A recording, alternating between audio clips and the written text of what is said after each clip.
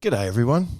Proud to say Barkarati is brought to you by Radix Nutrition, makers of the most technically comprehensive nutrition products that have ever existed. Unlock your potential with Radix.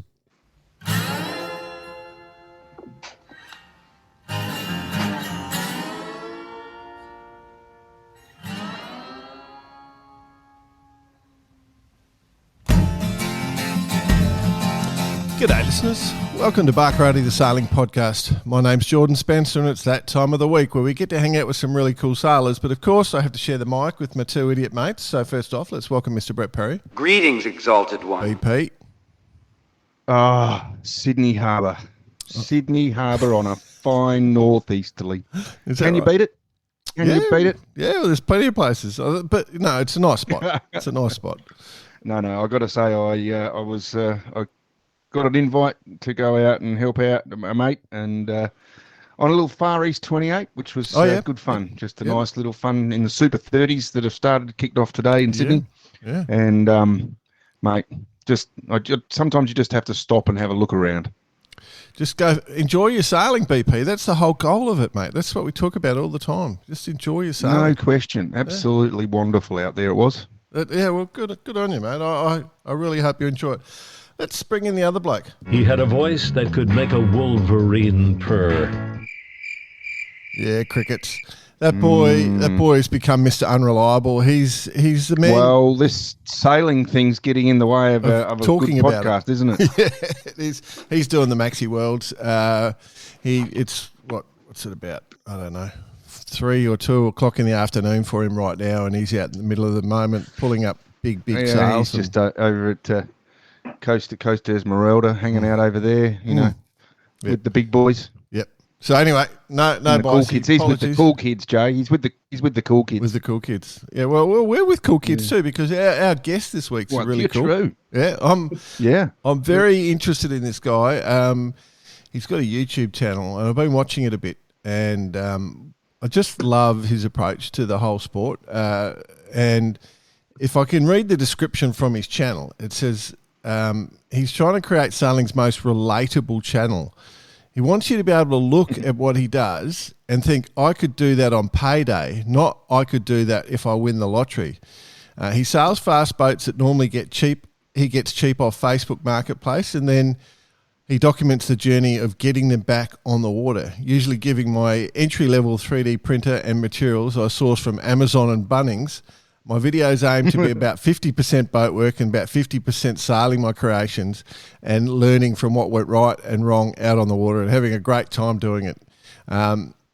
So it's a pretty cool little mantra. I respect it. He does do exactly that. He gets all these sort of crazy boats and just goes for it. And I thought because that sort of fits the mould of some of the things we talk about. Just go sailing and have fun. And it's not about just run what you brung sort of thing. And I just want to find out the pathway and the adventures he has. So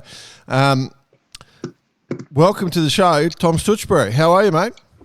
Thank you. Thanks for having me. I don't think the 50-50 ratio in my description is quite accurate. Feels more like about 90-10 recently, but we're getting there. Well, that's, I remember growing up as a kid, that whole thing that if for every hour of sailing you've got to do 10 hours of boat work. That was the old mantra back in the day, and it looks like you're proving it. That works out a bit more favourable. So 90% work, 10% fun. Yeah, no, that's definitely about right. So how did you get into this journey, bud? So probably go back to the very start. I started sailing when I was 2.5 down in Portland. So my dad's just a sort of normal person that sails. He got into it through, I think it was a cousin or something.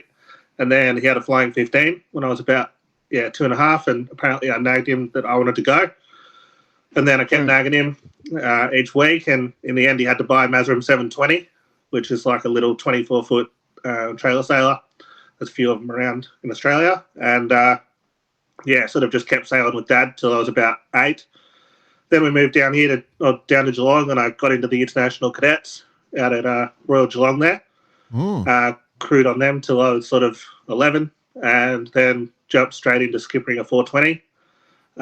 did that for a year. Sort of learnt a lot there with, I suppose, people like Buddy Warren and that coaching me at the time. And into 29ers when I was, 12, and then 29er XX. We were lucky. The guy I sailed with, his dad bought him one of those prototype ones, that the old pinhead ones.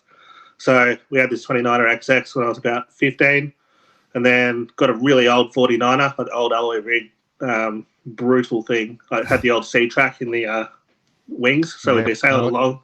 Yeah, I remember in the pre-start sometimes you'd be going along and then suddenly you're trapping off the side of the hull because the wing's just gone. And then at about the same time, I sold my old 29er and got an old A-class. So I had a Mark IV Boyer, and after that, I sort of finished school and got finished. This is all before you finished school. Yep, that was all before I finished school. I was in A-classes. And then 4 days after I finished high school, I started working for Greg Goodall up in Bendigo. Oh, yeah. So that was when the Viper was having a crack at the Olympic slot that went eventually to the NACRA.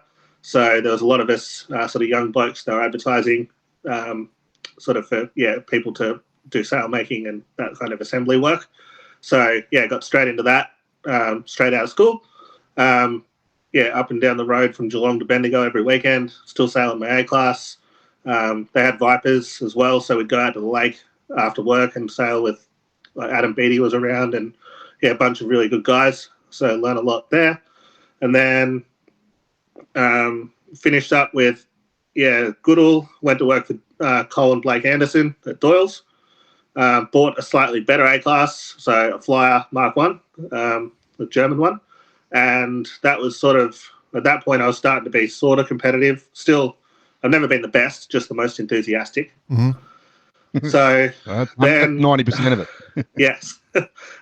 So then I sort of got this opportunity that was just a bit of a freak thing where a guy called Dario up in Sydney was building the Paradox A-class. So he just needed someone to sort of keep coming to sail it every week. And he contacted me to see if I had the phone number for someone else. And then I sort of got talking to him, and I ended up, flying back and forth to Sydney every week. Just about sent my parents bankrupt on airfares. And, the first boat was the Martin Fisher one with the S-boards, so like a GC32.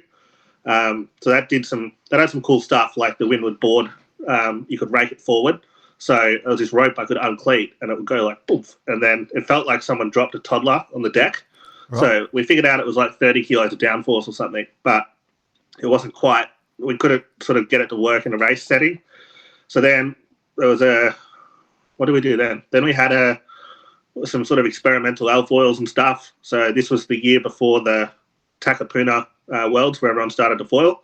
So we knew that foiling was fast and that you could do it, but we couldn't, like, getting it to work around a course was really hard.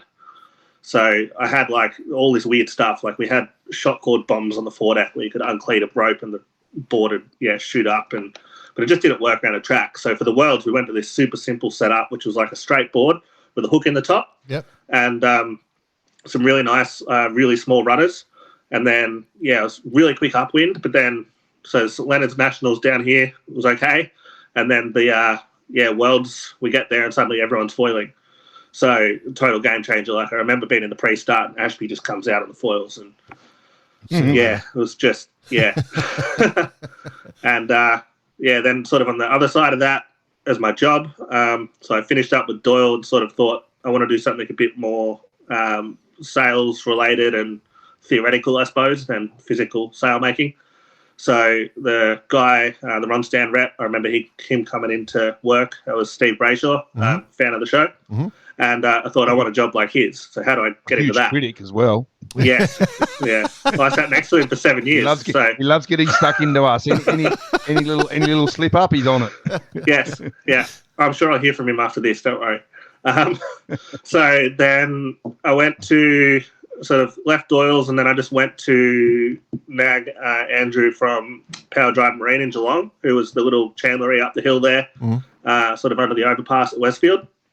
And after about 2 weeks, he eventually gave me a job and worked there for 18 months while I was sailing Moths, Contenders, Taipans, and all the other stuff you bounce through when you leave the A class, because nothing's really as nice. Yeah. Those are all nice boats. They all had their benefits, but yeah, it was hard going from fully sponsored A class with the awesome brand new boat to a Moth made of BMX bike parts. Like it was a big jump. And then the performance jump would have been huge. Yeah, no, it was that Moth I got. That was sketchy. Like it had this Mach 2 rudder that someone had put together like in the backyard. And like I remember on one tack it was awesome, and then on the other tack it didn't even steer. Like it was nuts. Wow. Then eventually I was sort of on the cusp of giving up and getting a real job. And then I saw the kid that worked at Ronstan in like the customer service department changed his job thing on Facebook at like 11:30 one Monday night. So I scoured the internet for like 2 hours for this ad for this job. Eventually found it, applied at like 2:30 in the morning and had an interview by 10 o'clock the next morning. And now I've been there for 10 years. So that's the journey of how you become a professional sailing enthusiast with a YouTube channel. Okay, well, it's been a great show. We'll see you later. Yeah, that was everything. No, mate, I sort of logged that under what we'd probably definitely say is a sailing tragic. Yeah. Sounds like you're into it. Sounds like you're just into it. I mean, like, you know, we put our lives into the passion into our sport, but that's a cut above. Yeah. It's always been sailing for you, Tom.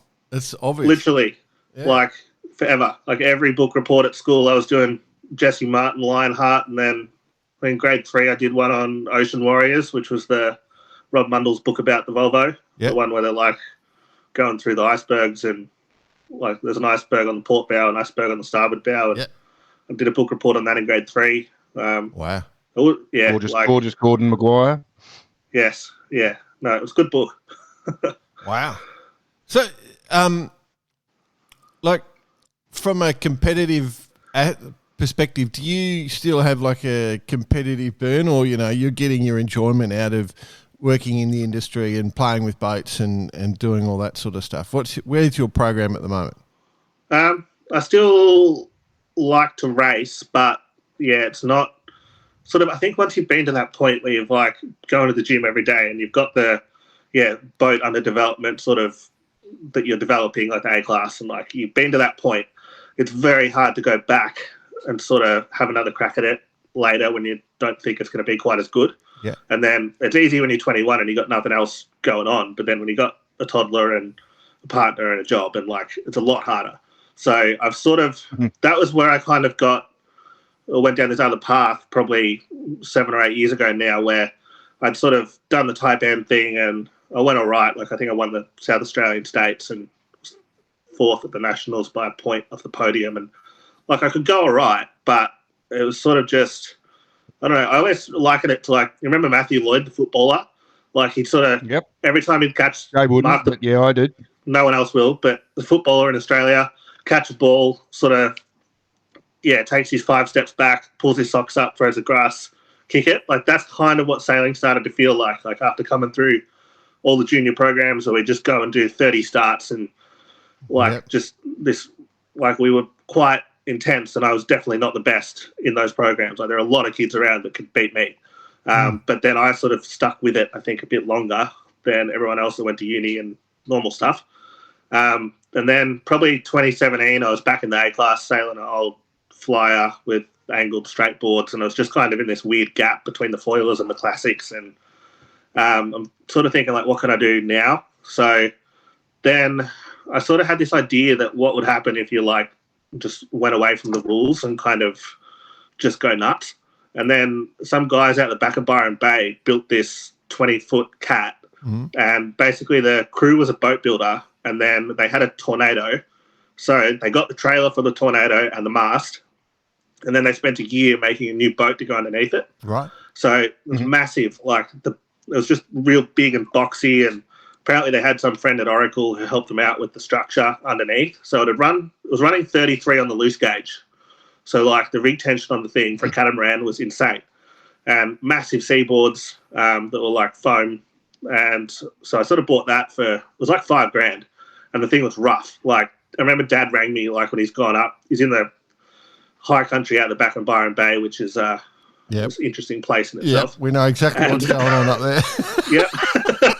And he's like, "You sure you want this thing?" Like we're trying to bolt the sail box to the trailer just so he can get it back to Melbourne. And the thing's huge. Like he's got a Land Cruiser, and the thing's a meter above that. Like it's massive. Yeah.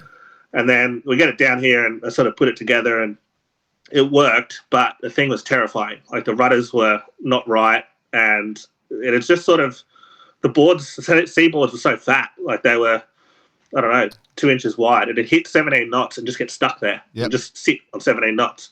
And I remember I had one of my friends from work who went for a sail, and it was only 15 like to 20. Sounds like an MZ-38.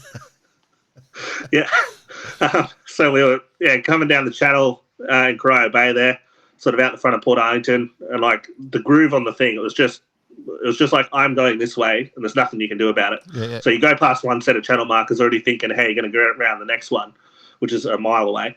And we went off this wave, and then the seaboard just folded around the bottom of the hull. So when you break a set of boards on a 20-foot cat in Australia, like it's a problem. Mm-hmm. And then I scoured the world looking for something that would fit in this boat. Mm-hmm. And we found at Exploder in Poland a set of alfoils that were like 7 foot tall that were the prototype set out of, I'm going to butcher his name, but Mishka Heemskirk, the guy with the big blue M20. Misha. Yes, there you go.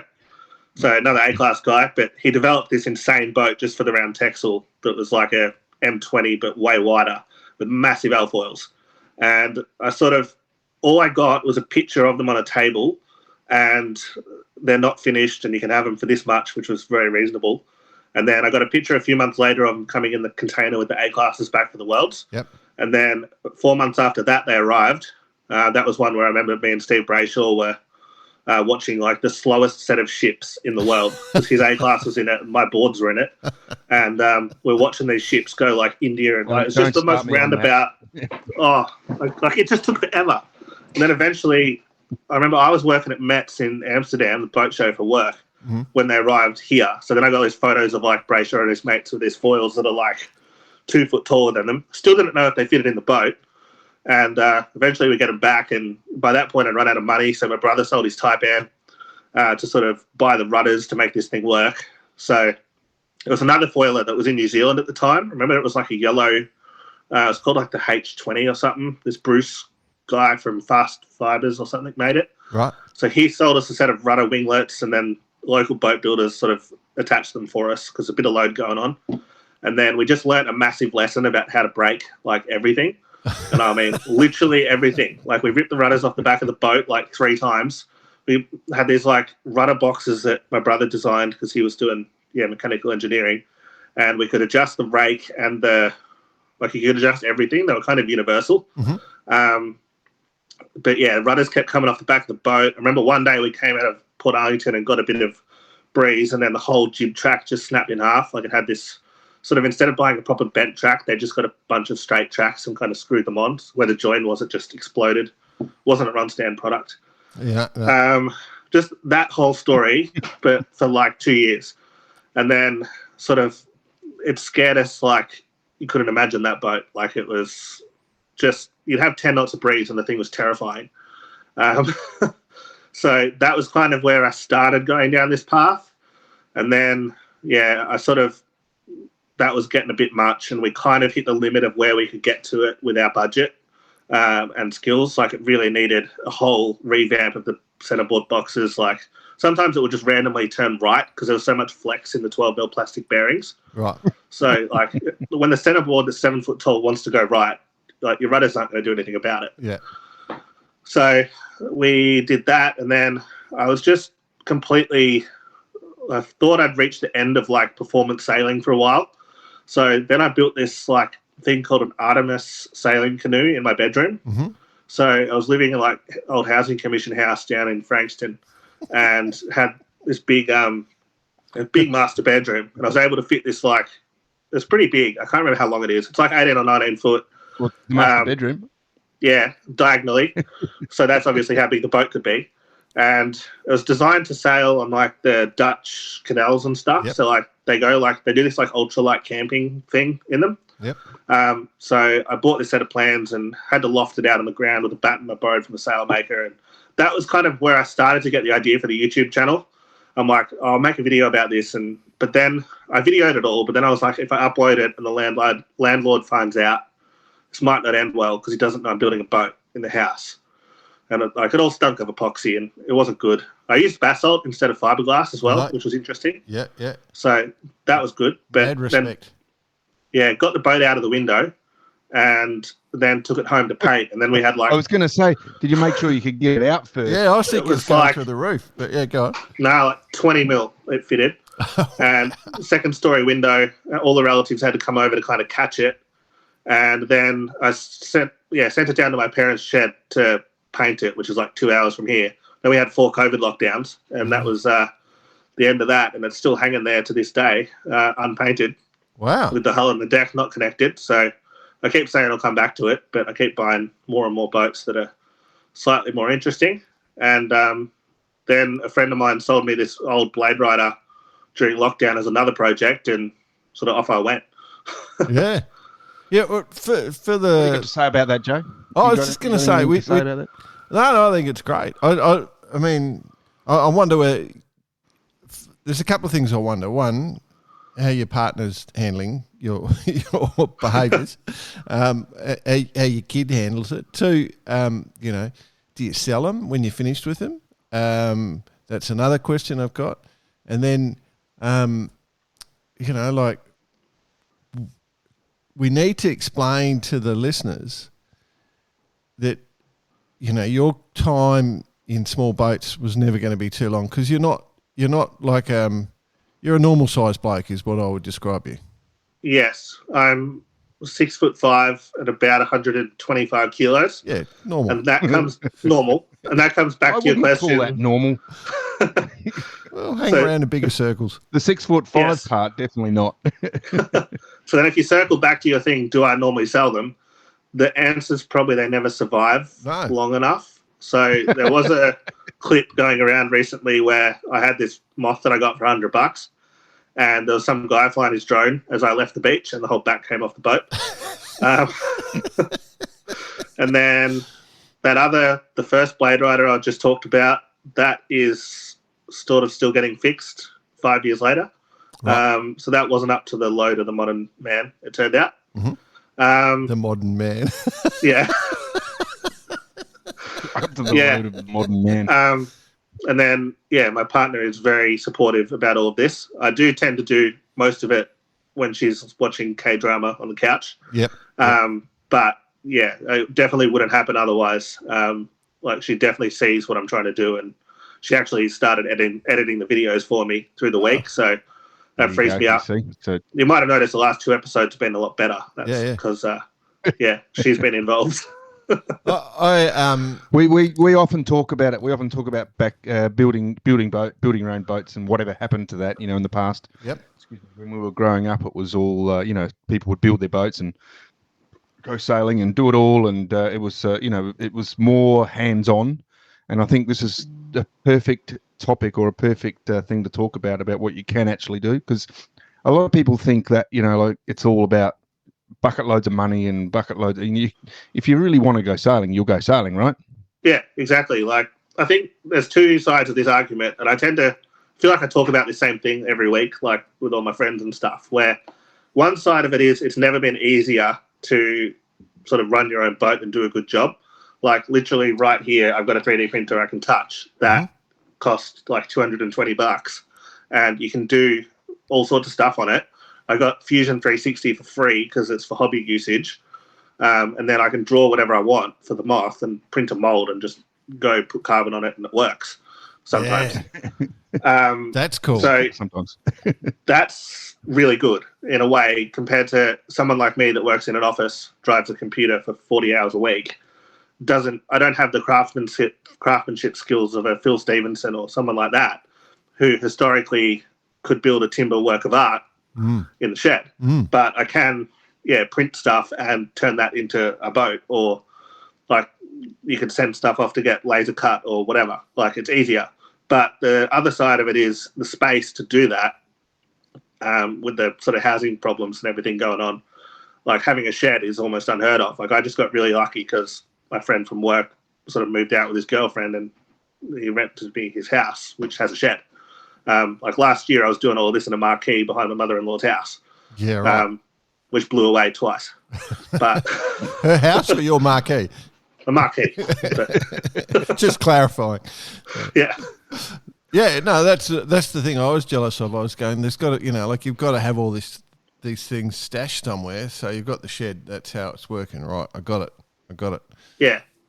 Yeah. Without the shed, it's very hard. Like you can get a $200 gazebo. Yeah. And it does a job, but yeah. Gazebo? It was from like King's, like the 4x4 Super Centre. So that's like the super cheap camping shop in Australia. Yeah. And it was the sketchiest thing ever. And I went to Bunnings and got a bunch of like 20-litre water buckets and filled them full of water and put them in all the corners, lashed the thing down, and it still ended up over the fence. Wow. Yeah.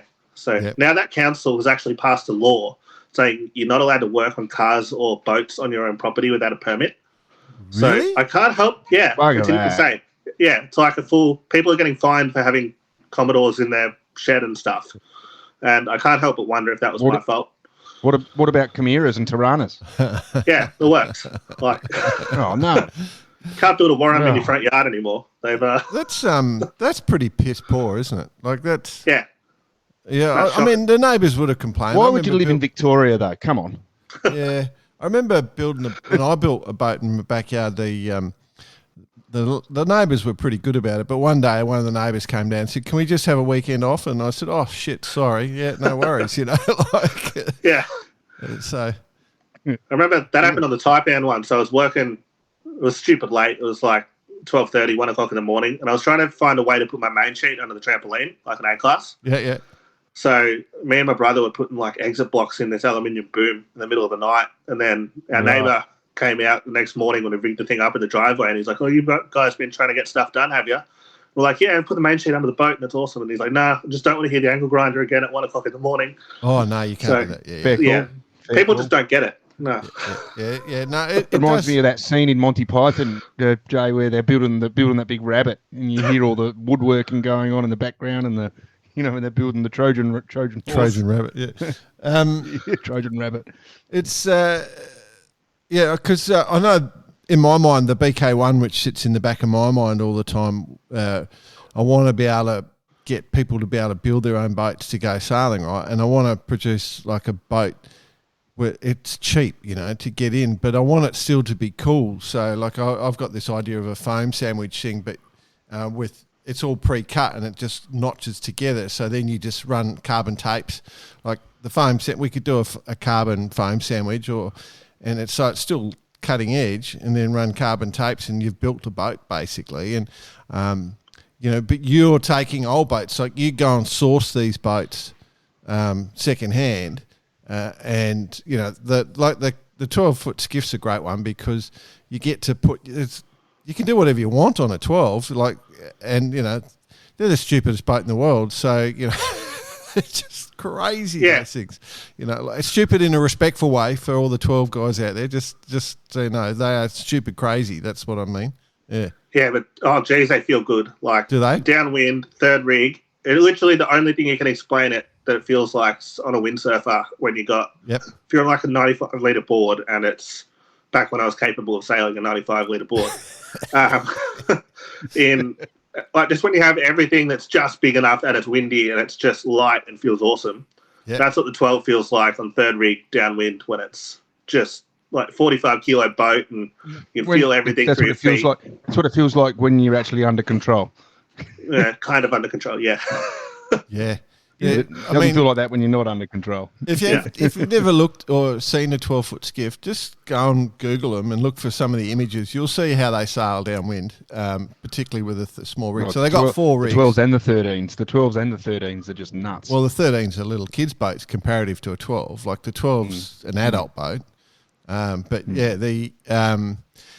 if you look at the photos of what they do, but then the other one is this bloody cruising dinghy. So did you do your run today where you went? Did you do that? Yes.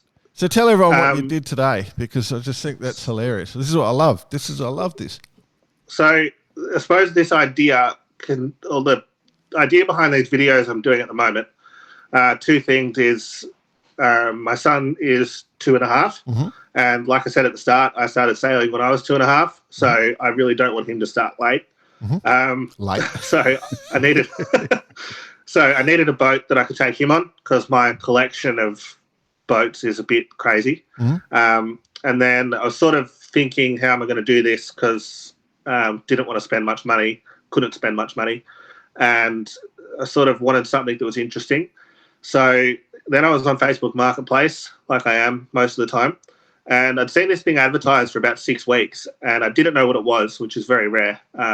Like I've normally seen most dinghies, and this thing I had no idea. And then eventually I think the lady that was selling it figured out what it was, and she put the name in the description, which was a Roma. And then I went down the rabbit hole on a Sunday night, Googling what's a Roma sailing dinghy. And it turned out it was designed by the guy that founded the Cruising Dinghy Association in England as like the ultimate cruising dinghy to kind of supersede the Wayfarer. Dinghy. Yeah, but it's a massive movement over there. Like, it's huge because they can go sail to like places, not just get bashed around on Port Phillip Bay. So this thing's like the hull shape underwater is based on like a 70s era cruising dinghy. Yep. So it actually looks kind of okay underwater. And then it's got a skeg, it's 14 foot long. I think it weighs 600 pounds fully rigged, so it's heavy. The ply in it, I've measured when I've cut stuff out, it's 9 mil. 600 pounds? Yeah. It's got, how much is it? I think it's 60 kilos in the keel because it's like a weighted, it's like a steel centerboard. Yep. The rig's clearly been Australianised at some point. So the guy, I reckon, has not been able to source the English section from the plans, and then he's gone to Keeley or someone and just got whatever was around. Because the thing is stiff as, like it's a tree trunk, and I reckon I measured it was like 1,100 mil longer than it's meant to be or something. Because the main I had didn't actually fit on the boat. So then I've spent the last 9 months or so turning this boat into something sailable because it was full of leaves and completely stuffed, really, because it had been sitting around for 15 years. It turned out the lady I bought it off, her husband had bought it, 15 or 20 years ago, and then he, sadly got dementia and essentially forgot he had a boat. So it was on a friend's farm for a long time, and the lady was just sort of cleaning out the husband's estate and sort of had to sell this boat. So I picked it up for $1,200 and then spent forever cleaning and painting because it's got so many nooks and crannies, and it's essentially based on a lifeboat. So it's got big buoyancy compartments at the front and back, designed to be completely self-riding. How long is it? 14 foot. 14 foot. Like, it is heavy and small, and it does, we figured out today, it'll do 5.2 knots all day. And no matter what you do, you're just not going more than 5.2 knots. So I put a bowsprit on it.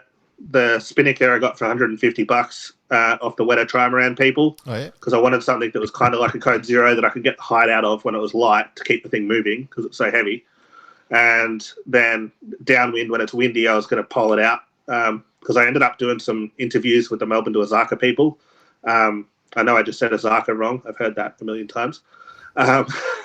But for work, they got me to interview the Melbourne to Osaka people, and they kept saying over and over, all these different people, that downwind, the key when you were short-handed was just to pole out a jib and just lock it all down. And I'm like, that's actually a good idea for what I'm doing, sailing with a 2-year-old. So I made this, 2,800 mil long CST carbon pole, and tried that today, and it was just awesome. And then the thing I did today on that boat is loosely based on what I've seen a guy on YouTube do with a paramotor, which is like those paragliders with the engine on their back, where he'll do videos where he's like paragliding to McDonald's, paragliding to Wendy's, paragliding to wherever. And what it does is it shows normal people that have no interest or idea in paramotoring, like this guy flying a thing that he's bought cheap, like to somewhere relatable. So I'm thinking, how can I turn sailing into a mode of transport that's interesting to people that go to McDonald's but don't sail? So today I broke the bowsprit off last week, which is another story. So I put a new bowsprit on this week, and I wanted to load test it and figure out, is it actually going to stay on when I take my son on the boat? So I got my brother, who is about my size as well, and was blowing sort of 20 plus out of the north, gusting 27. And we left from Altona, which is up the top of the bay for people that are familiar with Melbourne, in the western suburbs, and then sailed all the way across to St Kilda. And then there was a traditional Irish fish and chip shop that's opened up there next to Luna Park. So they do like spice bags, battered sausages, all this stuff. And I thought that's an interesting destination. So we're going there because I believe it was Skip Novak who said that if you're going to keep sailing through life, you've got to make sure you're sailing somewhere to keep it interesting. Yeah. So, yeah, I'm sailing to these interesting places that sort of, I hope eventually open up sailing on YouTube to people that aren't currently interested in the sport, because it'll be more of a mode of transport than going doing windward lewards on IRC, sort of. Not that there's anything wrong with that, but yeah, instead of the sport part, it's a mode of transport. Yeah. I mean, it's a great idea. I mean, imagine waking up and saying to your kid, "Righto, we're going to sail across the bay and get some loaded chips from this." We're going to Macca's in St Kilda. Let's go. Yeah. and doing it, and like one of the things we've pitched for with yacht clubs is just stop doing the same races, but like some of the adventure style races where you got to find clues around the course or something like that. Particularly river-based clubs, that would work really well. But doing little things like that, adventures. I remember as a kid, we'd get the tender for mum and dad's boat and get a little tent fly, and we'd be off sailing down the river, and we'd have to row back mum and dad loved it because we'd disappear for about 3K down the river, and then we'd 2 hours rowing back, and they could relax if they're probably having adult time while their kids were gone, like it was just... What's adult time? Yeah. But, it's a great way to entertain kids. So it's doing something different. It's good fun, and that's... Yeah, no, exactly.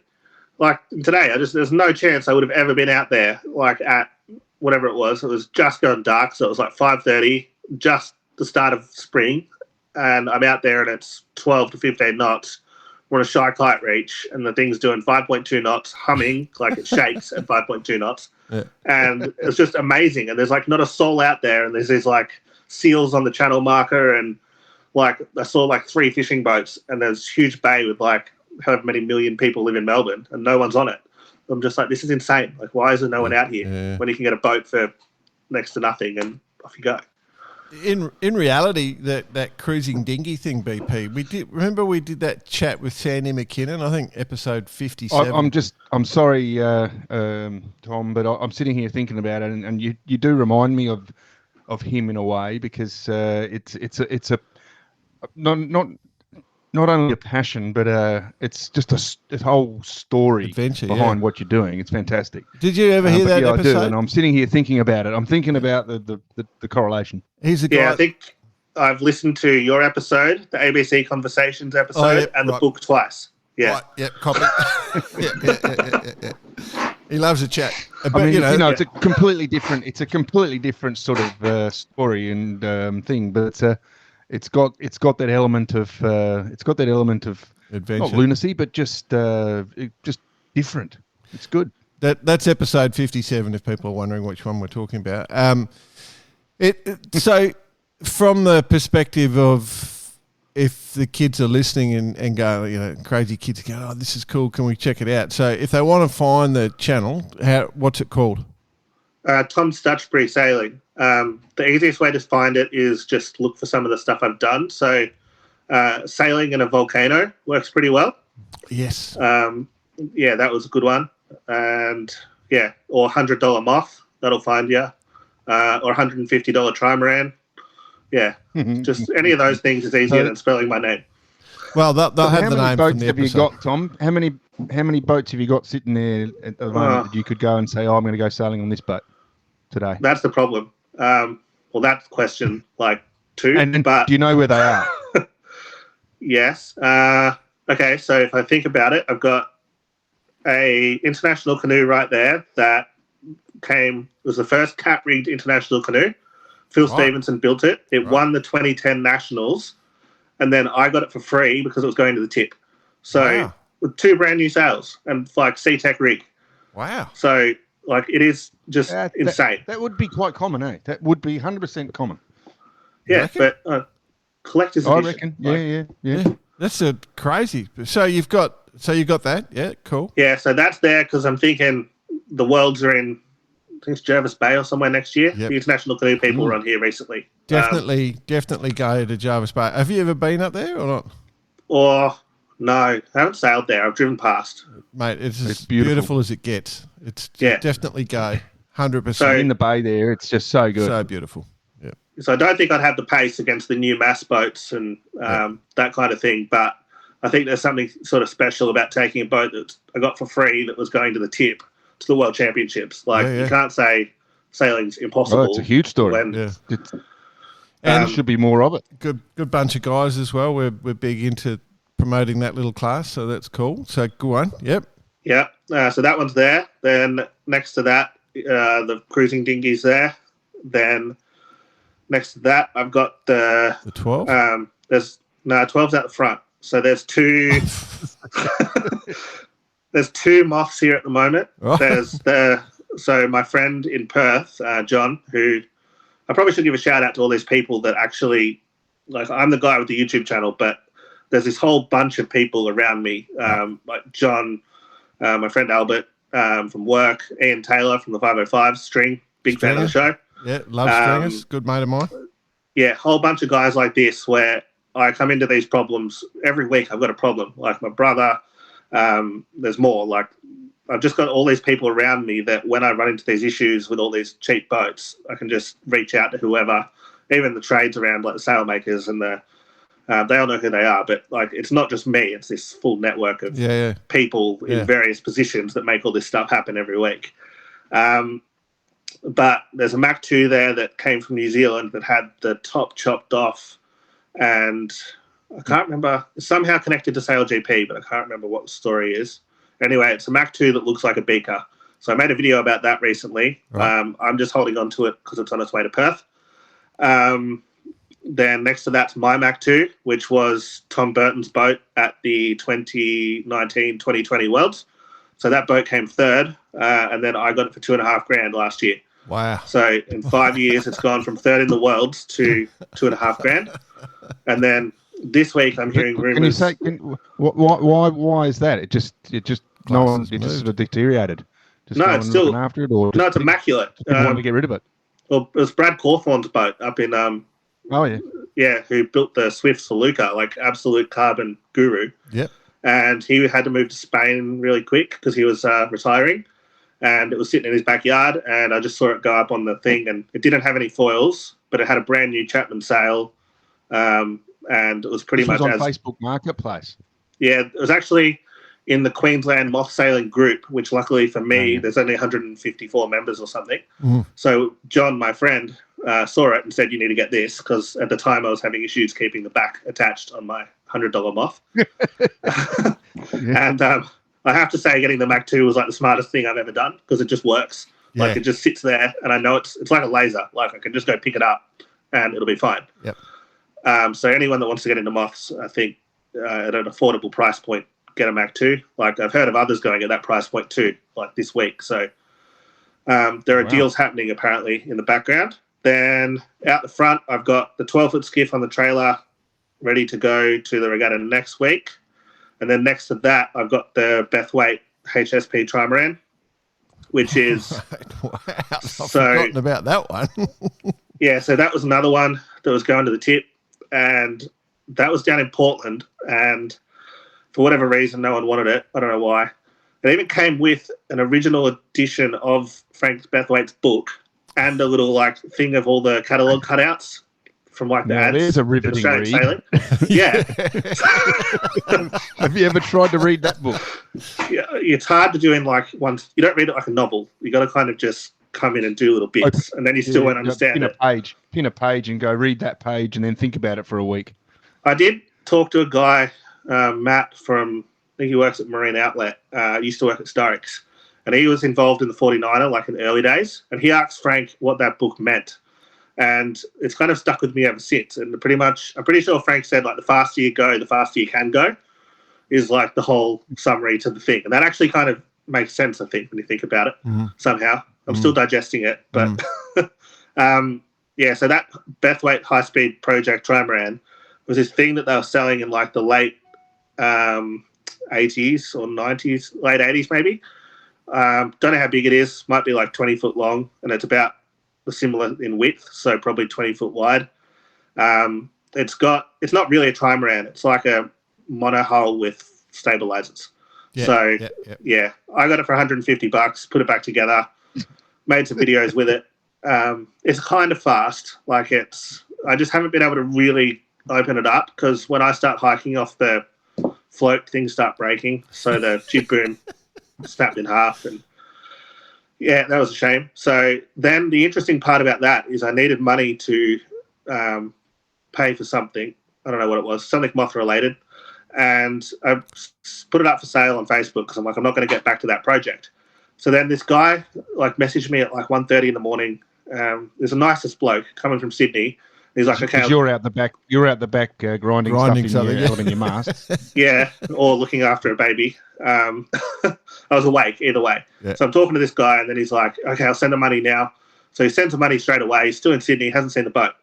He rocks up a day later, so he's driven from Sydney to Melbourne, which is 10 hours or whatever. Yeah. And then I pulled the mast apart, 2-piece mast, loaded everything, found all the sails, fully packed it. Then we put it on his trailer, put everything in his car. It's all sorted. And then he's just like, nah, can't do it. I've stuffed you around, keep the money, but keep the boat. So I've got a boat out the front that I've been paid for, but I got to keep it. Wow. I'm the only person I know of where that's ever happened. But this poor bloke, I'm like, are you sure? Just take the money back. And he's like, nah, I've stuffed you around. And it did take me a day to pull the boat apart. But what was his reasoning for that, though? There's just too much boat for him, I think. It is kind of confronting when you first see it. But once you get used to it, it's not too bad. Go on. Yeah, just interesting in that he sort of considered it a donation to the channel, I think, which was really nice. Yeah, he was the nicest guy. Yeah, but just an interesting story. So now I don't know what I'm going to do with it. We sort of talk about putting foils on it sometimes. Well, you could just keep advertising it for sale and say, come down and have a look and see how you go. You might sell it. Imagine if you could do it twice. Yeah. I was going to ask, one of the questions I was going to ask is, how do you choose your projects? But what's evident is they choose you. You don't choose them. They just, what comes up in cheap is what you see something, you go, oh, that looks cool, I'll give it a go. There's no planning about it, is there? No, there's a very loose idea in the back of my head about what I kind of want to do. Yeah. And then sometimes the things that come up sort of, end up being related to that. But, yeah. and sometimes something will come up that interrupts the things that you started. Yes, literally, yeah. That's so cool. So if you're, you got this passion for sailing, what do you love? What sailing do you love? If you're watching sailing, or what sailing do you look to? Are you into slow boats, fast boat? It sounds like you're a skiff guy through and through. Yeah, fast boat guy. I love. It's hard to say. I like watching the 18s, so a lot of the time I'll try and watch that. I think it helps that I know a lot of the guys through work. So Cam from Skiff Ropes and good guy. Really friendly bunch of people, and it's good to I just like watching, the race unfold. It's kind of at the right speed, and there's all the little nuances of, hitting the headlands at the right point. And, it's kind of that normal sailing with sails going up and down and all that kind of stuff. I like watching the Vendée Globe. I really struggle to keep up with all the round the world races now, but it just seems to be another one every week. Well, genuinely is another one starting this week. Yeah, and then I saw, is there another one that just got announced? The, what's it called? The Ostach people or something have done one, and it's the 3 capes. So it's for boats up to, open 60s pre-2008 and stuff over 36 foot, I think I read. Yeah. So I've sort of just, I don't know, lost track of what's going on in that world. Yeah. The Clippers, did they go yet, BP? The Clippers, did they go? I can't remember. They're due to go right about now, aren't they? Yep. Yeah, we should look into that. Yep. Yeah, well, they're supposed to come on. Yeah, they told us they're coming on the show. Anyway, go on. But I think if I'm going to watch anything, it'll be the 18s, just because it's relatable. Yeah. But I enjoy all parts of the sport, so I'm not really. I spent a long time chasing the Holy Grail, I was always looking for some boat that was just everything. But then I think I realised the Moth's as close as you're going to get. If Pricey was here, you know what that is. It's the rainbow. Exactly. I've actually been involved with the rainbows through work because of that. Oh, making waves. Making waves. Yeah, Ronstand sponsors them. So I got to go to the launch of one, and it was just so good to see. Like, there's all these underprivileged kids in Geelong that have built this little, rainbow, and it was just so good. Awesome looking boat. But you have to give I wish Bicey was here, but you have to give him respect because it's dual use, and in the modern world, you're looking for dual use because you can sail it and you can iron your clothes on it at the same time. Well, it's actually got 3 uses because you can actually grow plants in it. Oh, yeah. Or put your cold beer in it for a party. Well, now we're at 4 uses. I mean, come on. Righto. But, well, that's obviously a good thing for you as well, Tom. There must be a couple of, boats that you're looking at retiring, so there must be a couple of other uses for them. Yeah, true. No, I've got to get better at, making sure the boats get to the end of their lifespan, I think. But when Sail GP sort of retire an F50, you're going to be on the waiting list? Are you ready to take it on? I just sort of wonder, like, if something like that, imagine if I could get the YouTube channel to the point where I'm in a position where something like that insane comes up. I don't know, it'd be cool to get it, but I also am really conscious of I don't want to take it too far beyond what most people can imagine. So I'm already worried at the moment where, like, I've got the cruising dinghy and I've got nuts and it's got SK99 stays and that we pre-stretched at 2 and a bit tons, and like it's on the limit of what people could do themselves. So I am conscious of taking stuff a bit too far beyond what's relatable, and then I'm just another YouTube channel that's like the car ones that make supercars, and like it's not really helping the sport. So what about one day? What about taking something existing and Frankensteining it? I remember as a kid, I can't remember, it was something like a Frisco dinghy or something, and putting I don't know, like a laser 2 kite or something on it and going out in 25 knots and seeing how we'd go, sort of thing, like where you put double the size kite on it and Frankenstein something. That would be fun. Have you ever thought? I've sort of dabbled with that kind of stuff.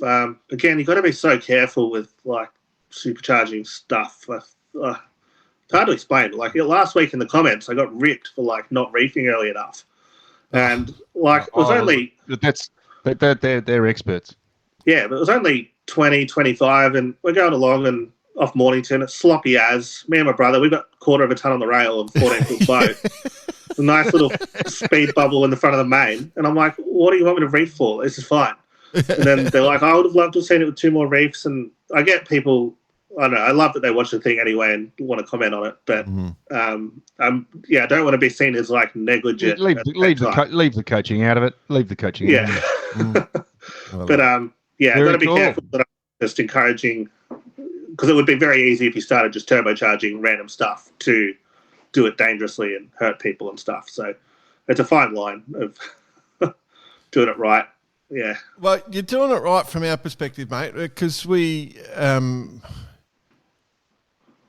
Like it's all too pretty and perfect in other spots, and so tuning in and watching you go well, and you're explaining it why you're doing it. Like this week's episode with the 12, where you were just talking about how you're trying to do all your retrievals and the pathways, get that all sorted, and explain that why you had some issues, and you just go through it bit by bit, and I think that's pretty cool because one of the great joys of sailing is, 1, being able to sail, but 2, being able to do things with your hands. Some people really get reward out of that, and coming up with systems and system ideas and getting to think. Oh, it's just so much. Like, I was the most useless kid. Like, literally, there's a good example of my dad's a diesel mechanic that now specialises in hydraulics. But I remember when I was about 11 or 12, he rebuilt a tractor for his mate, like a Fergie tractor, and like I'd be out there with Dad in the shed, but Mum would always say like, "Oh, Thomas is always just reading the manual," because I was just useless at and just terrified at doing anything. Like I had a cherub there I got for free off, like it was a 70s cherub that one of Dad's friends got me, And all I had to do was put a 29er topmast on as a bowsprit, which is funny that you think about. I was doing that when I was 13, when now that's what I did last week, sort of thing. But like I was just hopeless at doing stuff, and I just get stuck on not starting things. Like I'd just be hopeless. And then over time, sailing is the only thing that's developed all of those skills. Like I was thinking about it today. Like I can reverse a trailer, and I can sort of paint things, kind of, and fiberglass stuff, and just all these random little 3D print stuff, and all these little skills that sailing kind of rounds out for your life. But there's no way I'd get anywhere else. Like that's been the best part about the whole thing. Yeah, it's true. It's absolutely true. It gives you so many skills. It's such a great thing. So getting your hands dirty and doing it is very rewarding, and you're showing how to do it. So that maybe you break that hoodoo for a lot of people, and that's a good thing. Yeah, I hope so. Very good. All right, mate, I think we're sort of going to have to call it there. We're into the wee hours. We're almost into Father's Day. So, again, Tom, love what you do. Super chuffed to have you on the show, mate. It was really enjoyable, the chat, and we're going to stay with you right through your journey, mate, and we wish you everything. Thank you. It's been great to be here. Been a long-time listener. A lot of late nights in the shed listening to the show. So it's pretty cool to be on it. So, yeah, if anyone wants to have a look at what I'm doing, just search Sailing in a Volcano and you'll find me. Love it. Cool. Good one, Tom. Thank you.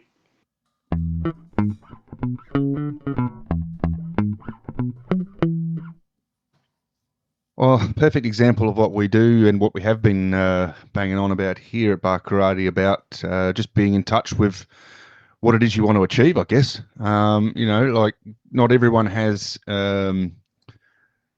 access to, everything, and doing it yourself sometimes is required. And it seems as the perfect example of that. Obviously grew up in sailing circles, but Tom wants to go out and have a go at everything, and then that's what he does. And the idea of bringing the idea to the public is probably pretty cool. No, it is very cool. I just enjoy it. I enjoy the approach. I think more power to him. And if anybody wants to jump on his, watch him on YouTube, enjoy it. It's good fun. He's pretty direct. Tells you what he's doing. It's all pretty relaxed, good Aussie presentation. Obviously, BP, with that much time spent in the shed, he'd have to rely on the Radix nutrition to keep a healthy body, get his daily health foundation. So it's the perfect solution. Well, he can stay on the tools a little bit longer and utilise the Radix. Stay on the tools a bit longer, annoy the neighbours a bit longer. Yeah, go a little bit longer with that grinder. And being a normal sized human being, it's probably beneficial. Yeah, indeed. And if you feel like the same, you're going to take some projects on. So Radix Nutrition is the website, and use Bar Karate as your discount code. Get a discount on us. That was a good one, wasn't it? Yeah. No, it was all good.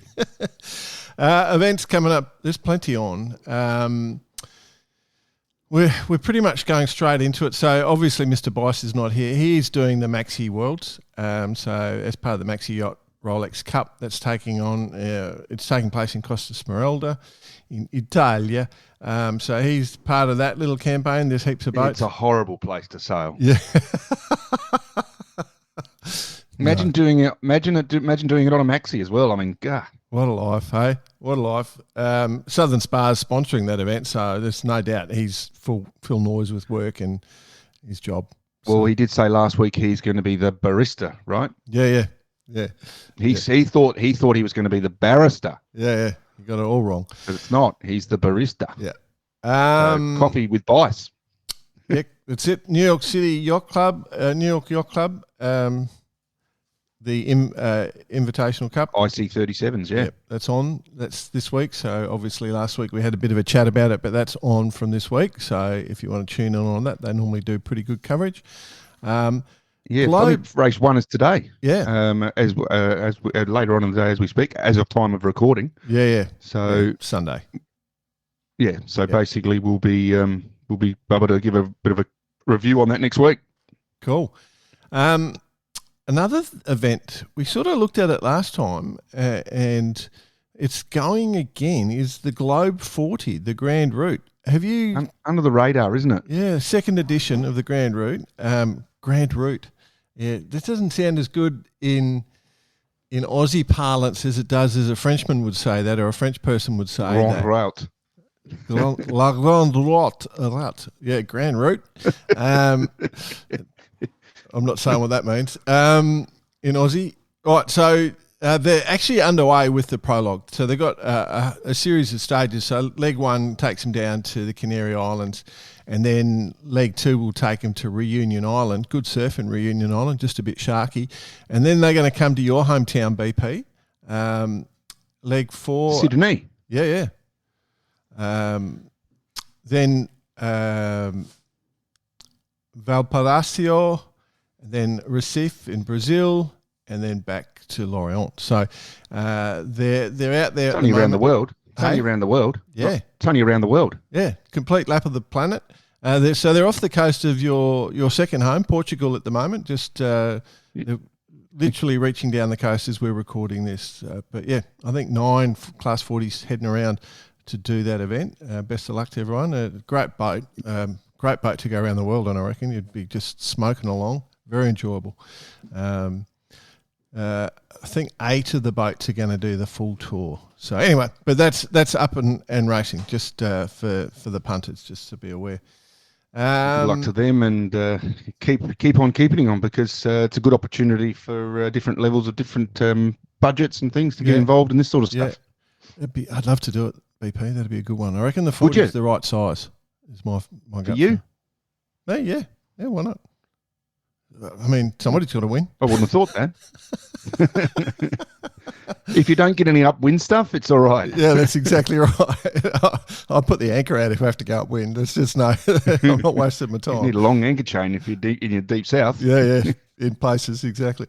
All right, Jack Lloyd Listener of the Week. We're going to recognise, thanks to our friends at Vycobi. It's been quiet for a couple of weeks, but boy, we got inundated this week. Some great messages coming through, and we very much appreciate them. Cheers at Barkarati for those. And I think next week we'll be awarding the Vycobi Listener of the Month. Dave Worrell sent an Instagram message in. I mean, everything's been rainbows and bloody Crocs this week again, as per usual. There's a dude in the US... Doogie Sen Tiger, he's got officially recognised as having the largest collection of Crocs in the world. The dude, right? As of November 24, he had 3,569 pairs. He now has 3,800 pairs. He grew up sort of bouncing through homes. You know, he didn't have. I wasn't going to say where he grew up. Yeah, anyway. Well, he was in the care system, in the foster care system, and everyone just sort of assumed he knew how to tie his shoelaces, and he didn't. He never got taught how to tie shoelaces, so he fell in love with the idea of the Croc, and he's been wearing the Crocs ever since. But 3,800 pairs, that would rival Bicey. Well, it would be close. Yeah. No, but this guy's the world record. I mean, holder. that 3,800 pairs. That's got to be a warehouse. Yeah, it's massive. You should see the photos of his place. He's got. Would they be all sort of labelled and organised, or just a big pile of? Well, they're all individual looking things. They're crazy some styles. Like somebody at Crocs has really got some time on their hands. Some of the designers there. So yeah. Anyway, that was a good one. And then speaking of rainbows, we got. Information just reminding us that there's been rainbows being built.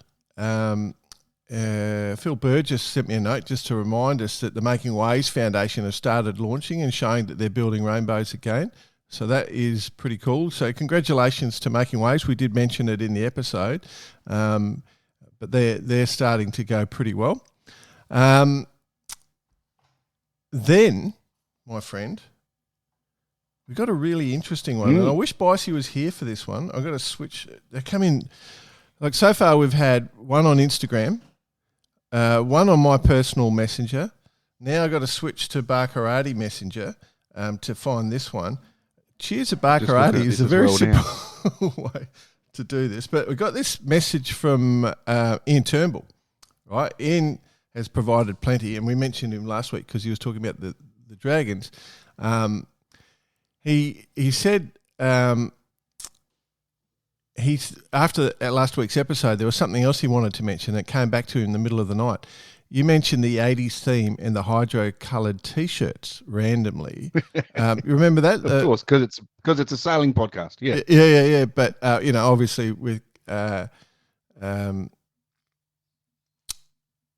were they called? Hypercolour or something? Yeah, hypercolour. Yeah, what we used to call them? Tie-dye shirts and things like that. Yeah. So, randomly, my sister used to work for a guy who made his first millions with those shirts. She worked in his fancy gym in London and said he's quite into sailing. Maybe you've heard of him. Peter Dubens. Dudens. Yeah, it's Dubens, who owns North Sail Group. Basically, there you go. his first million was from the hypercolour shirts. Tie-dye T-shirts. Yeah. So that was an interesting one. So, he's Bicey's boss is the other reason. Basically, he owns a lot. Basically. So, yeah. So loves his sailing. And then we got an email from Phil Goodfellow just asking us what the hell's going on with the Ilkas. Well, that leads into it, doesn't it? That leads into it. And so there's only one thing we can do before that. Ole, ole, ole, ole. Feeling hot, hot, hot. It's hot time without Bice. Feeling hot, hot, hot. It's so hard to replace him, isn't it? It's very difficult this time of the day when he's not here. Actually, it's going to be difficult to get for about 8 weeks, I think. So I'm not sure. I did have a think about. I really people have said to us, why don't you have a female on the show? And we definitely, it's just circumstance created our threesome and it seemed to work. I would love to get a guest on. Are you publicly putting an advert in the classifieds? Yeah, well, I'm wondering whether we're going to get Bicey for a couple of weeks because it's definitely better with the three of us, and I think three makes the whole thing work a bit better. But it would be interesting. But anyway, enough of that distraction. Ilka mould. Ilka. What is going on? Do we have any idea of what's going on? Well, you've got written here. Yep. I mean, in Hot Time Bice, and don't want to be too sort of on the edge. You've written Ilka mould 11 craziness. Yeah. It's just now having been through the mould 11 shite fight, which is still going on. Would you believe? Mm-hmm. This is highly similar, allegedly. Yeah. And I think we're allowed to talk about it because it's in the public realm. It affects realm. the whole industry of this, want to be professional but still amateur. I mean, it's just amateur hour, to be honest. Yeah. So what's happened is the Ilka Association have informed Performance Sailcraft Australia that they are no longer a licensed builder of the Ilka with no warning. One design. Yeah, no warning. And so the issue has stemmed, as far as I can, allegedly. Yeah. Well, what we're hearing is that when you see the Ilka statement, they're saying that, or Performance Sailcraft was saying that they were concerned about the moulds that they'd received from Ilka, and they don't conform with the original specifications as recognised by the International Olympic Committee and World Sailing. And so they're pushing back and say this is not a proper mould. And Ilka's response has been to cease their licence to build. And then Performance Sailing is saying that, it doesn't work that way. There's a process you've got to go through. You can't just stop telling us we can't build. There's an agreement. You have to follow the process. Especially considering how long Performance Sailcraft or Most Couple, whatever they are, have been building these boats over the years. I mean, it's been a huge commitment by them. Yeah. And so they're alleging that Ilka began issuing non-compliant moulds in 2020, and so more than 8,000 boats have been built by other builders using this tooling, and these boats don't conform to the original class specification, which is a massive allegation. We know, the mould 11. Think about it.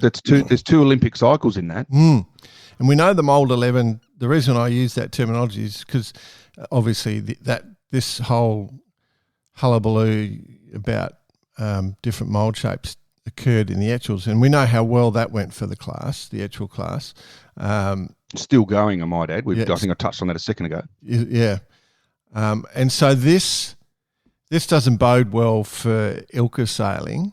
The first response I have, BP, is why there's no benefit in performance sailcraft to make this statement. You know, they're not causing, unless they're trying to improve kept it quiet and kept building boats. Yeah. And not lost the license. Yeah, that's right. So there must be, my initial reaction we haven't picked up the phone to anyone. We didn't want to get in the middle of this. But my initial reaction is there's got to be some level of, my gut feel is there's some level of truth to it, right? Well, I mean, it wouldn't be out there if there wasn't some form of truth, but having read some of the statements from them, it is their mission to uphold integrity in the class. And that's their response, that they don't believe these boats are official. Yeah. Which, I mean, wow. That just, yeah. That, there's so much that's going to fall out of this, because it's all around Olympic sailing and Olympic results. Man, there's so much could fall out of this. I don't know where it's going to go, but it's going to be. It's just, as you say, it's the Mold 11 all over again. It's something has been put through without really sort of getting the exact answer, and it's gone through, and it's just been going along and bubbling in the background until finally this happened. So, there's a lot to talk about. We could point fingers and, put ourselves in between it, but we don't want to do that. But what we do want to do is say that this has got to stop. Stop. Calling it now, BP. It's got to stop. I love it. It's got to stop. Associations have got to pick up the game and make this not happen. It's from an Olympic perspective. Remember, we had the sail off for a new class a few editions ago, like about probably 7 or 8 years ago, and that was where RS came up and launched their Aero, and that won those trials, if you remember. Well, yeah, you had it. You did. We did have a private conversation, or text conversation about where does this put the RS now? It puts it back in the fray, doesn't it?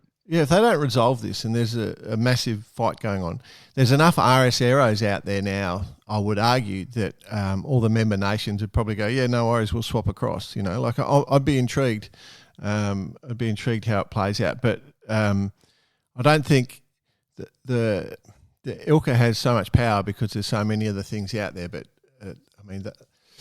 supposedly they're a lot better boat. It doesn't matter how much power you've got. This is a controversy that potentially has got the ability to sort of not only stain the class, but it'll be a long process, and they'll have to go through the testing and all of the stuff that they've got to do to try and prove against it. Now, how far does Performance Racecraft want to go with it?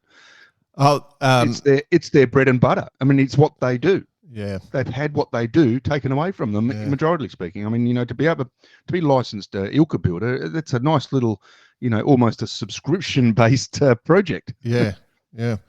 Interesting. Well, the only thing I can say with certainty is that we haven't heard the last of this. That's probably the way to put it, and we can only comment on what gets put out there. So, anyway, let's open up the thought process, and let's see what emails come in. Yep. So. Happy to chat. The other one, of course, that's been going on is the Finn Gold Cup. You've been watching any of that, BP? I've been watching it. I've even got a fairly detailed overview of the results for us. It's been really interesting, hasn't it? Like well, of course. I mean, it's always a hugely exciting event, and it still attracts a massive number. I mean, let's look here. What do we got? 80 boats. Yeah, it's a small world for the Gold Cup, but it's in Cascais, which is just it's such a good place to go for a yacht. But it's just such a cool thing that these boats are keeping the levels up and providing somewhere for, well, as you say, normal sized humans to go racing. Yeah. sort of they didn't get any sailing on the last day, but they had a couple of days of light winds, a couple of days of wind, and then there was always swell and waves out there though. It's just so lumpy. Did you see some of the swells on the windy days? Yeah, it was cool, but it always is cool there. So so looking at the results, if you don't mind, Estonia's had their first win. Yeah, congratulations, Dennis Karpak on 15 points. Now he's had a coach's dream run. He absolutely has in terms of results. He's dropping a 44, but carrying a 1-4-3-2-1-3-1. Yeah. So you'd be proud of that if you were his coach. Well, yeah. So because if you look at the guy in third, the Finnish Finnish Finnish sailor. Well, I was going to say that if we go just quickly, Italy second with Arkadic Kristanov with 32 points, and then of course there has to be a Finn sailor in the results. Yeah, but that start out in the light winds, like 15, 23rd, then black flag, then 1, 1, 2, really strong results, obviously biased. So like what you're saying about Dennis, he got a first in the light winds and fourths and thirds and seconds and firsts right through. So he was very, very consistent. And I think that is exactly what you're saying. It's coach's dream. Obviously, Oskari Mahon, which is the Finnish sailor, as you say, sailing a Finn, which is probably a regulatory result. How Finn sailor has to finish from Finland, has come in third, and he was the retaining champion. So still a good effort, eh? I hope the smaller numbers are because a lot of the Finns are in containers on their way to Queensland, to Australia for the you've got the Masters Worlds and the Finn Gold Cup here in Queensland, RQ. Looking forward to that. That's going to be a massive event. So, are you gonna get your boat out? I don't have a boat anymore. I haven't sailed in ages. I got my wife doesn't let me not do work around the house like at the moment. My wife is she's quite a demanding partner, and she keeps me very busy. But no, I haven't sailed for ages. In fact, I'd be embarrassed if I went for a sail at the moment. But yeah, I would love to go for a yacht. I get phone calls quite regularly. What are you doing from different people? So yeah. But looking forward to going for a sail, BP is all I'll say. Because we'll get out there. Well, it's in your next door. It's going to be in your neighbourhood. Go out there in the next couple of months. I've been working on some things to make it so that I can do a lot more sailing. Obviously, next couple of months, around about November, I think I'll be good to go. Looking forward to it. Get out there. Yeah, getting out there. Obviously, back with Sail GP a little bit, but beyond that, lots more sailing is the plan. I might go for a Wally though. There's a regatta on the Windsurfing Queensland got one of their regattas. I think it's 21st or sort of late in September here at Mooloolaba. They're going to have a little sailing regatta with the Mooloolaba Yacht Club. So I might drop 20 kilos in the next 2 weeks. Yeah, just drop 20 kilos. Yeah. Go for it and go. But no, I think I haven't sailed my windsurfer for a year, so it'll be embarrassing. But I still want to have a go. So yeah, just let's hope it blows 30 knots. What about? Did you watch much of the Ocean Race Europe? I didn't get a big view of it, but no, go for it. Let's go through it. Well, obviously the arrivals into Genoa. So it's pretty cool. We've gone sort of quite a bit of sailing going, and it wasn't Biotherm winning this time. It was Ambrosio Beccari in the Allegrande Mappe racing team having the win. The course was pretty confusing. Like it looked like they were just doing yo-yo loops up and down. Obviously, they had to make it 600 miles, and they were trying to make it so they arrived at the right time for marketing. So they had them zooming backwards and forwards. Had to come in daytime, you reckon? Yeah. But second was Paprec Akia, and then Biotherm got in for third. Wholesome PRB. And if I look at the leaderboard, Biotherm 41 points, Paprika Kia 29, Wholesome PRB 27.3 points, including the redress, then Allegrande Mappe 19, and then there's all sorts of anyway, that's the sort of where we're at. So it's, yeah. I don't know. Are you excited? Are you excited by it?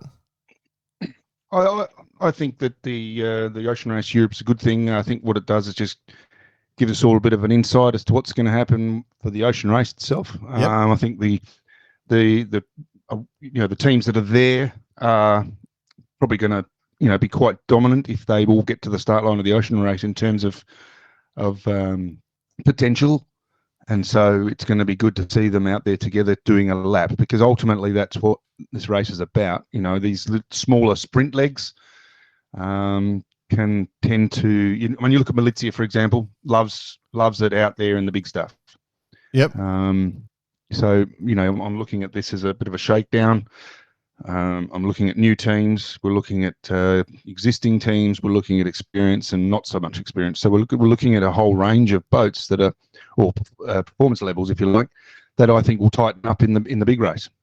Yeah. The other thing that, the Ocean Race does well is the onboard stuff. With the reporters on board, it's making it going really well. There's only one leg to go. Obviously, the final leg where they go to Boca Bay, which is in Montenegro. But then, of course, and that starts probably a week's time, I think. 15th, I reckon, is the start. No, it starts on the 10th. No, I haven't got the leg start here. But anyway, yep. You're right. But then, of course, they're doing the Atlantic event in 2026 and then the Ocean Race 2027. So there's a sort of bit of a build-up. They're creating their own little series. Tour. Yep, their own little tour. There you go. Interest. I guess I like seeing the crewed thing because it gives everyone an opportunity. Like, for example, Cole Brow's getting her chance. We're seeing a lot of women getting a chance, which makes me happy. We're seeing some, some of the young blokes in Alan Rower's boat getting a run. All that sort of stuff. It create some coverage for the sponsors. So, yeah, I think it's great. We were trying to do something. It's made it onto Barcarati, so it's definitely doing its job. Yeah, we were trying to do something before the event. We were trying to give it some plug before the event, but we'll do a follow-up with... Yeah, we'll have a chat to a few people, I think. Yeah, I think so. There's a few people who are interested to have a chat, so we'll chase that one. Cool. Righto. Anything else you got, my friend? Oh, no, not really. Just going to be plodding away with my usual stuff, and then hopefully we've got all next week sorted out. So looking forward to that. Yeah, cool. All right. We'll go and get your guitar, mate, and we'll get it fired. All right. I'm about to have good acoustics here in my makeshift studio. I'm about to have 4 guitars in my house, BP. Oh, how are you going to play all them at once? Well, I can't play one. My dad gave me an old Beta to learn on. I've never touched it. My wife decided to get into it, and she's starting to do it, and she's really enjoying it. And then my mum and dad, just moving house, so Dad's dropping his guitars off at my place today just to look after them so they don't get damaged with the moving. But he's got a very nice Martin that's coming up to my house at the moment. Oh, well, you might have to just sort of send that to me for a bit. I thought you'd like that. Oh dear. All right, buddy. Okay. Good on you, mate. No worries. Have a great week, everyone. Thanks very much for listening to us. Happy Father's Day to all your Australians out there. Yeah, happy Father's Day, people. Yeah. It is that the Southern Hemisphere. Happy Father's Day to my father and my father-in-law. Yes. Well, I don't know. It's just another one of those Hallmark days, really, I think. But anyway, it is what it is. Yeah, cool. Righto. Yep. Cheers at barcarati.com if you want to send us a message. Check out Vycobi for all the cool gear, including the sun shirts that with the Barcarati logos on. They work really well. And then, of course, Radix Nutrition, Barcarati, one word, exit discount code. Have a great week, everyone. Speak to you later. See you later.